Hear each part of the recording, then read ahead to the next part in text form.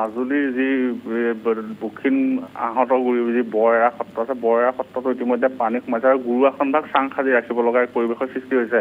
আৰু ক'ব লাগিব কালি নিশা আচলতে আউনীআটী সত্ৰৰ সমীপতে এটা মাথাউৰি ছিঙি দিয়াৰ ফলত আচলতে মাজুলীৰ অন্তৰ্ভাগলৈ আচলতে গোটেই পানীধাৰ সোমাই গৈছে আৰু যাৰ পৰিপ্ৰেক্ষিতত মাজুলী হাহাকাৰময় পৰিৱেশৰ সৃষ্টি হৈছে।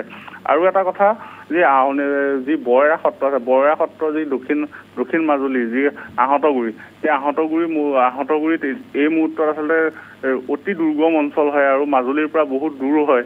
আৰু যিহেতু সেই অঞ্চলটো ইতিমধ্যে খাদ্য সংকটে দেখা দিছে আৰু তাত দেখা পোৱা গৈছে যে পশু খাদ্যৰ লগতে মানুহৰ খোৱা পানীৰো সমস্যা হৈছে বুলি ইতিমধ্যে তাৰ পৰা আমাক জনাইছে। আমিও সেই স্থানত ইতিমধ্যে যাব পৰা ব্যৱস্থা কোনো নাই আৰু দেৰগাঁও হৈ যাব লাগে, অতি ভিতৰুৱা দুৰ্গম অঞ্চল। মাজুলীৰ সেই চাপৰি থকা সত্ৰখনত ইতিমধ্যে ভাবুকি আহিছে আৰু তাৰ সত্ৰৰ যি দেখা পোৱা গৈছে এককালে বুকু পৰ্যন্ত পানী হৈছে।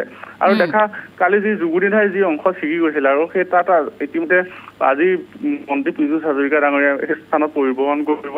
ইয়াতে উদ্ধাৰ অভিযানৰ কথা যিটো আপুনি সুধিছে সেইটো হৈছে যে SDRF আৰু NDRF ইতিমধ্যে উদ্ধাৰ কাৰ্যত নিয়োজিত হৈছে। কিন্তু কালি যি ছিগা অংশত 5টাকৈ পৰিয়াল ইতিমধ্যে তাৰ পৰা সম্পূৰ্ণৰূপে তেওঁলোক অৱস্থান্ত হৈছে আৰু ইতিমধ্যে ব্ৰহ্মপুত্ৰত বিশাল জলৰাশি মাজুলী অন্তৰ্ভাগলৈ সোমাই গৈয়ে আছে। আৰু এই মুহূৰ্তত ক'ব লাগিব যে মাজুলী বান পৰিস্থিতি অপৰিৱৰ্তিত আৰু অধিক অৱনতি ঘটাৰ আশংকা আছে।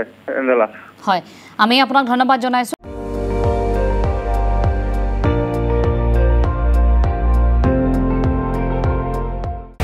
আপুনি চাই আছে ND24, সৰ্বশ্ৰেষ্ঠ নহয় সৰ্বোত্তমৰ দৌৰ।